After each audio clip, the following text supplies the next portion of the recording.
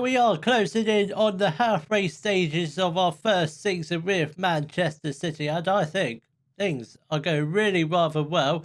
We're fourth in the Premiership, and Erling Haaland, I mean, let's just say he's an absolute machine.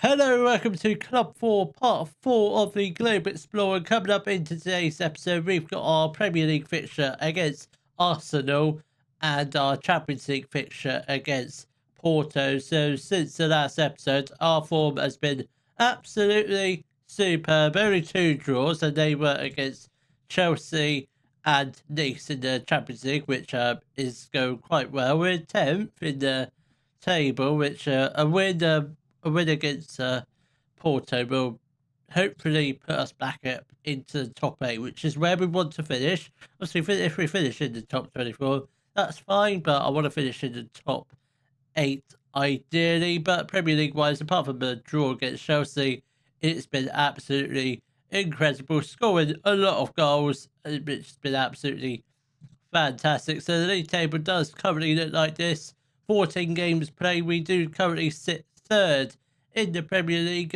2 points behind league leaders Tottenham. We are above Man United as a goal difference, which is crazy high, 25 at the moment, which is very good. And Erling Haaland, as I said in the intro, is a goal scoring machine. 17 goals. We're not even halfway through the season yet, so who knows how many goals he's going to get this year. I'd say at least 50 if he carries on scoring like he is. So the lineup for our match against Arsenal will be Restes in goal, a back four of Lewis, Brathwaite, Gvardiol and Hato, LaRusso at the base of the midfield, and ahead of him we've got Tumba and Bellingham. Foden in the middle, then up front we've got a strike force as ever. It's probably been our best strike force ever. We've got Fagaga and Erling Haaland. Come on lads, let's hopefully get at least a win. If not, just a decent result. Preferably a win, but if we draw, we draw. Definitely do not want to lose this game, especially of how tight this league table does look. So it's only one at that now. It's only 1 point between first and fourth, so it's very, very tight. Really, really tight. I've never seen a tighter league table like this. Obviously, if this was in the French leagues, there'd be no title race at all. It'd be like PSG all the way until the end of the season. But no, Premier League, like it's always in real life as well, very, very close. Well, Man City mostly, but nowadays it's getting closer and closer. Tumba has got the ball. He plays the ball back to Rest. Says that's fine. We've still got the ball, but I think potentially could turn. He had time to, but maybe could potentially have got it back into the box. But we've still got the ball with Lewis down the right hand side. He's got players ahead of him. Bellingham makes a run into the box. It looked like a great ball, but just didn't quite get there. He is aged, don't forget, as is Haaland. Oh, he is supposed to. Lewis has got the ball. Really put it back across the goal. He tried to, but it does take a deflection and goes out through a corner ball, which Fagaga is going to whip in. That's not a bad ball, but the Arsenal goalkeeper does collect the ball ahead of any of our players getting their head onto it. And that's a very poor pass indeed from Arsenal. And Haaland does go down in the box. Whenever he goes down, it's got to be a penalty, surely. Will it be? I'm hoping so. Is it?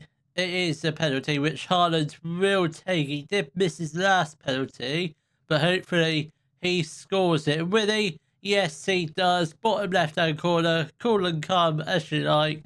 And we are 1-0 up against Arsenal, and that should be not the 3 points wrapped up, but we're getting there. Fagaga whips in the corner. Haaland, was that Haaland with the header, or was it Brathwaite? It was certainly one of them too. Both of them are a very good threat in the box with the corners, but just a little bit unlucky not to score that time. I'm not sure if it hit the woodwork or it was a fingertip save from the goalkeeper. And we've got another chance. Tumba, LaRusso, my good God, he absolutely stroked He striked that one really well, but oh, it was frustrating. If that was the other side of a crossbar, just a couple inches lower, that's a goal all day long because the goalkeeper was completely beaten. But if only the goals were just a little bit taller, then that would have been 2-0 to Man City, and then that would literally be the game wrapped up. Because I don't think, from what I looked at, yeah, Arsenal haven't had a shot yet. We are absolutely running right against them. And Lewis did have the ball, did cut inside to the box, but it didn't have time to let the ball out of his feet to cross it. And Hato gets dispossessed very easily. Oh, no, yeah, Arsenal just give it back to us, which is quite nice. Foden plays the ball through to Haaland. He's through a goal, and it's 2-0. Erling Haaland, yeah, the man's a machine. He is a machine. You play him in the right role, he's going to score goals. I mean, he scored goals in both as a advanced forward and a deep line forward. So he's just a freak of nature. It's nothing cheesy going on here. But he's just a really good striker, and he's got a really good strike partner as well. That's Vergaga and or Stanojevic, both really good striker partners for him. I don't know who our best front two are. It's definitely Haaland and someone, and there we have it. There is Erling Haaland's hat trick. I don't think he's actually had a hat trick. Certainly not on camera, but that's his first hat trick for this season, I believe. But we could have a take a look, see if he scored any other hat tricks. But from what I've seen, I think that's his first one. Can we get the tackle in? We do. I think probably we'll give him about another 5 minutes. Then we will make our first couple of changes. I think that might have been Arsenal's first chance. It was. It wasn't a good one. They're definitely not going to get a goal today. I think that we have definitely got the victory wrapped up. We'll get some of our key players off. Tumba is going to make way for Nubisi. Foden just coming back from injury. He's going to make way for Fiorentini. And I think Kuto also comes on for Rico Lewis. We've got half an hour left to play. Let's try and get one more goal. I think the victory is pretty much wrapped up. We're getting closer and closer to the end of the game. Arsenal still only had one shot, yet somehow they've got an XG of 0.68. That really doesn't make any sense when they've only had one shot. It wasn't even on time. It wasn't even a good shot. I think it actually went out for a throwing. That's how bad it really was, and that's how bad Arsenal are in this in this match. We've just made them look like a bang average team. Kuto has got the ball. Haaland nearly finds the back of the net for the fourth time of the game, but just ever so slightly, just wide of the post. Right, I think we're going to get off the front too. Haaland's going to make way for Stanojevic, and Nico Williams is going to come on for Gaga. I think that's all the changes we'll do for now, just in case we get any serious injuries. But I'm tempted. I think we will just get off Bellingham. Do we have a centre mid down on the bench? We don't. I guess Morales could just come on for Bellingham. Why not? Oh no, we've made all our changes. Yes, we made 3 in the 60th minute, didn't we? Yeah, that's fine. That's fine. I can live with that. Right, come on, lads. Let's hopefully get a 4th goal here. Fiorentini whips it in. That's not bad. Bellingham on the edge. Couto does put the ball into the back of the net to make it 4-0 to Manchester City. This is absolutely beautiful. We are running riot against Arsenal, who just have not got out of the gates. They're still waiting in them. They don't know if the match has started yet. I mean, yeah, I wasn't really expecting a game that one-sided. I was expecting a little bit more of a fight from Arsenal, but it appears to me they are just, yeah, they're just, yeah. I've got no words to describe Arsenal apart from rubbish, absolutely rubbish. They are. I mean, yes. Man City enjoying life with Clapworthy. It's only been like barely 5 months, barely half a year we've been at them, but my good God, what we've started life with Man City really rather well. And hopefully that good form continues to a win against Porto. The lineup for our match against Porto will be Restes in goal, a back four of Lewis, Morales, Gavadio and Hato.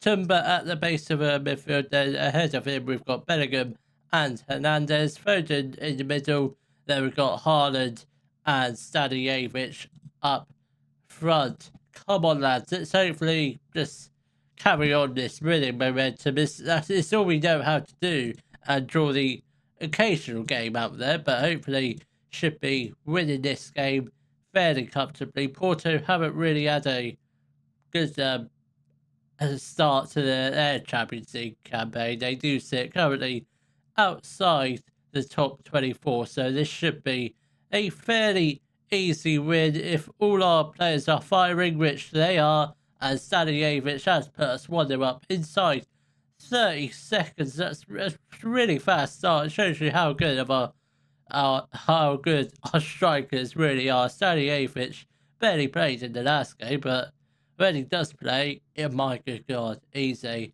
prolific striker. He's such a good striker. Probably, I don't know if he's probably not better than Haaland, but he could potentially be better than Haaland when Haaland retires, which hopefully is in 8 years' time. Hopefully he's still playing when he's 40 and still bagging at least 30, 40 goals a season. That would be absolutely amazing if he could do that, but I don't think he'll last that long. We've got a free kick here who Haaland is going to step over it. Will he score it? No, he doesn't. I've never really rated as Haaland as a free kick taker. Never in my life have I. But he took one, and he probably won't be taking one ever again. As long as I mean, I don't decide who does the set pieces, but Haaland's definitely not a free kick taker, more of a penalty taker, but never free kicks, and he does get his first goal of the game, and we are now 2-0 up against Porto, and that's pretty much a victory wrapped up with Porto. Yeah, they're not scoring against us. They might get one goal, but they're certainly not going to get more than two. And I mean, it's a good first half. It really is. I mean, we're not romping them. That's not what we need. A potential for injury. Nico Williams is going to come on. We are training up Nico Williams to be a natural striker. He's an accomplished striker, but not a natural one, which we are training him up to do. So hopefully, obviously, if Haaland's a serious injury, then we might have a few problems on our hand. But hopefully, it's just a twisted ankle of some sorts. Foden is going to make way for Fiorentini. Hato off for Hartman. And I think that's all we'll do for now. We'll leave the final two substitutions for just before the end of the match, like 5-10 minutes left to play. Bellingham stands over this free kick, much more scoreable position, but once again, it is just over the top, or a little bit, not really over the top. It was just wide of the goal. We haven't really been that clinical at free kicks recently. I don't remember scoring any, but we need to certainly improve our free kicks. Bellingham is going to make way for Nubisi, and Rico Lewis also comes off for Yan Kuto. That's all our changes done and dusted. Hopefully we don't get any other big injuries. I don't know what that was from Porto. Presumably one of their players was offside, which I think that was the case. I still don't see them getting a goal, even if they do have a ball. And Stanijevic just clears it upfield. That's all you have to do, just kick the ball upfield, because they're not going to score from this position. Well, they might create a chance, but they're certainly not going to find the back of the net. Kilic has got the ball for Porto. Plays the ball to Victor Guindo. Can we get this one clear? We do. That was very close. That was their best chance of the game. And Williams has got the ball. Hernandez got players to the left of him. Hartman has the chance to cross it, gets taken down, and it's going to be a free kick of nothing major, because we didn't get shown it, because I presume it was just a a very bad free kick, and Porto do have a throw. Are they going to get a consolation goal, Greendo? They do, and might actually be offside. Delino did have his flag raised. I'm not sure how. I'm not sure who, but I think it's going to be disallowed. It is. Who was offside? Because it looked like a perfectly good goal to me. Okay, I see. Kimmich was blocking the view of wrestlers. I understand that now, because I didn't before, but it doesn't matter. It's a good win, a 2-0 win. Very, very nice and very, very easy. Let's see. Let's just pray and hope Haaland is all right. Okay, 2 weeks. Could have been a lot worse, but thankfully it is just 2 weeks, and we should be fine. We've got very, very easy games coming up. Bournemouth, Aston Villa, Millwall. No offense, Millwall, but you are pretty rubbish. You were in the relegation battle for quite some time, but now you're moving up into mid-table. I highly doubt you are going to. How are you doing in Europa League? Okay, 6th place. That's not too bad for them. They might have a chance of reaching the knockouts if they finish in the top 8. Obviously, if they finish in the playoffs, yeah, a little bit harder. So I think, obviously, if our form carries on the way it is, I could see us being like at least a few points clear at the top of the table by the time of the next episode, in which we will be playing our games against. It will be our final league phase game against Feyenoord and our Premier League match against Liverpool. If you have enjoyed today's video, please give it a thumbs up, subscribe to the channel for more Daily Football Manager videos, and thank you very much for watching.